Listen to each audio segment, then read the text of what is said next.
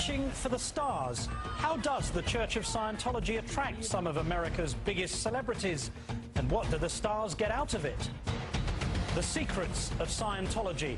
The questions about the Church's beliefs and their outraged response.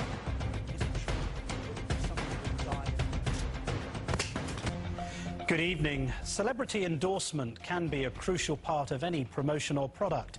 A Super Bowl quarterback using a particular aftershave, an Oscar-winning actress wearing a particular designer. And even in the private area, of personal faith, celebrity endorsement can be influential in encouraging others to follow the same path. It's no surprise then that soon after the invention of Scientology by science fiction author L. Ron Hubbard, the group set about attracting major public figures, an effort that has proven extremely successful.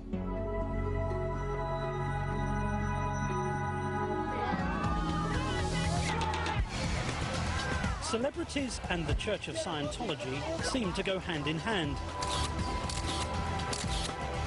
And actor Tom Cruise is arguably the world's best-known celebrity Scientologist. She said, so, I really want to understand who you are. And I said, okay. I said, well, I'm a Scientologist. This is Cruise in a video made for a Scientology event that was leaked onto the internet last year. There's nothing part of the way for me. It's just...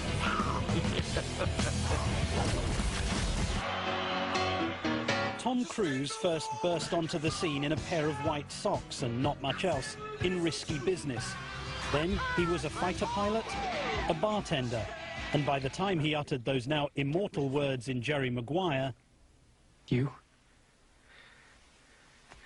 complete me. He'd become the most successful movie star on the planet and deeply involved in Scientology. Amy Scobie was a member of Scientology for 27 years. She was a church executive who helped expand Scientology's outreach to celebrities. Presbyterian Church doesn't have a wing that emphasizes reaching celebrities. Why do you think there was this emphasis on celebrity? One of the purposes of Celebrity Center is to make celebrities walking success stories of Scientology. How are you? Good to meet you finally. Tommy Davis is the Director of Public Affairs for the Church of Scientology. His mother is the actress Anne Archer, who was nominated for an Academy Award for her role as a betrayed housewife in the film Fatal Attraction. Why was there this exceptional approach to celebrities? Well, what's the purpose of that? What you have in Scientology is you have a lot of artists who are Scientologists. Some of them are well known. The Celebrity Center, which is the arts and culture branch of the church, first began. It was actually founded by, and gotten going by Scientologists who are artists. Scientology was founded by science fiction author L. Ron Hubbard in the early 1950s. One of the key practices in Scientology is auditing, which is a kind of counseling session in which a person's unconscious thoughts from painful experiences are purged, often with the help of a trained auditor and a device known as an e-meter. In this e-meter, this electrometer, which works on the same principle as a lie detector, even though they say, no, this isn't a lie detector, but it's the exact same principle. Bruce Hines left the church in 2003 after 24 years. But it indicates some kind of electrical pulse. Yeah, it sends a current through your body, and the theory is that when you have emotional charge, it changes the resistance of the body, so that changes the current, and it makes this needle move. Has the e-meter ever been subjected to randomized clinical trials to assess its efficacy?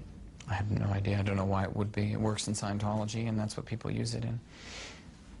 I don't know why it would be subjected to random clinical trials. It's been tested and used repeatedly and extensively. For therapeutic care, you just said. In a religion. But has it ever been tested objectively, is what I'm asking. I mean, it gets used every day by Scientology counselors. I'm not asking that. I'm asking... To my knowledge, no. And as far as evidence of the e-meter and its efficacy, the evidence of that is in those Scientologists who have used it to great benefit. And as far as the Church of Scientology is concerned, it's the only evidence that matters, is the people and the results. From the start, L. Ron Hubbard set out to attract celebrities, believing high-profile public figures would be its most effective evangelists. Can you recall any celebrities who came into the centre when you were there? I met John Travolta, Kelly Preston, Priscilla Presley, Lisa Marie, Edgar Winter, Isaac Hayes, Tom Cruise. After Hubbard died in 1986, David Miscavige became the church's leader and soon embraced Tom Cruise with great fervour. But I guess it's helpful, isn't it, if you're an organisation with an individual as well-known, as famous, as successful as Tom Cruise? Sure, He's a good advocate? Well, look, I think anybody who would complain about having successful, well-known, happy people be John members Travolta, of their group, I think you'd be crazy to complain about that. Hines says he helped prepare for the arrival of the church's most celebrated new member, who decided to fully commit to Scientology by staying at the international base in California for a few months of services. I was part of the preparations where David Miscavige brought Tom Cruise to the international headquarters. And Hines says nothing was to be spared. He had the very best auditors and the very best people looking after him, just the best treatment that anyone could possibly get, so that he got a favorable impression of Scientology. Marty Rathbun left the church in 2004 after 27 years. He was a top lieutenant to David Miscavige. Did you audit Tom Cruise? Yeah, extensively. So they were given what? A celebrity environment? Pampering? You got it. You got And it. who was doing that? Miscavige, man. I mean, that was his thing. Is all about image. He's flying across the country in Tom Cruise's jet. It's all about living the high life and being a powerful guy who is looked up to by the rich and famous. Tommy Davis says the church does not indulge or pamper celebrities. Here's the problem. You don't know the history of psychiatry. I do. In recent years, Tom Cruise has been more confident about publicly asserting Scientology principles, particularly its rejection of psychiatric medicine. But that's what she went on the antidepressant for. But what happens, the antidepressant, all it does is mask the problem. There's ways of vitamins and through exercise and various things. I'm not saying that that isn't real. Rathbun says the Tom Cruise he now sees on TV is not the Tom Cruise he once knew. And she Watching my Matt Lauer. And I go, that ain't Tom Cruise. That's David Miscavige. That's not the Tom Cruise I knew 2 years ago. You're referring to the moment when he attacked Brooke Shields for suffering postnatal depression and attacked Matt Lauer. I mean, for not understanding. He is talking to Matt Lauer like David Miscavige talks to his staff. You're glib, man. You don't get it. You don't understand, you know. Aren't there examples where it works? Matt, you don't even, you're glib. You don't even know what Ritalin is. Do you support what Tom Cruise said on the Today Show? I support anybody who's going to be out there talking about the dangerous effects of drugs. But with the greatest respect, Mr. Davis, Tom Cruise is an actor. He's not a medical academic. He's not a clinician. Do you really think he's qualified to denounce an entire field of medicine? Well, I think your comments right there are actually quite degrading of actors and artists. What right do they have? They have every right. Cruise is one of many celebrities who've joined the church. In 1998, actors John Travolta and Kirstie Alley told ABC News how much Scientology has helped them. The basic thing that I think Scientology helps people with is to rehabilitate their own spirit, their own nature, their own personality that was sort of buried or lost somewhere along the way. It's given me all aspects of life back to me, where I can move through life confidently.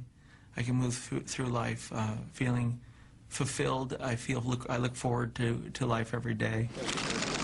Recently, speculation has swirled about Travolta, who famously produced and starred in the film Battlefield Earth, based on a book by L. Ron Hubbard. Well, man is a primitive species, so we need something primitive for leverage, like food. Did you audit John Travolta? Yes. What sort of a man was he? He's a wonderful man. He's a great guy. He's very one of the most loving persons you ever want to meet. Sensitive, caring. It was at the family's island retreat that John Travolta's 16-year-old son, Jet, who had autism, died from a seizure in January. As you know, Mr. Travolta and his wife suffered a very great tragedy recently. Do you know if the church ever advised them not to allow their son to receive certain medications for conditions? Absolutely not. Never happened. The church never advised them in any way, shape, or form whatsoever on any aspect of their son's treatment. Never have, never will. The tragic death has led to tabloid speculation that John Travolta might leave the Church of Scientology, something the church and Travolta's publicist fiercely denied. Just last week, John Travolta, his wife Kelly Preston, and Tom Cruise were at a major Scientology celebration in England. When we come back, the secrets of Scientology.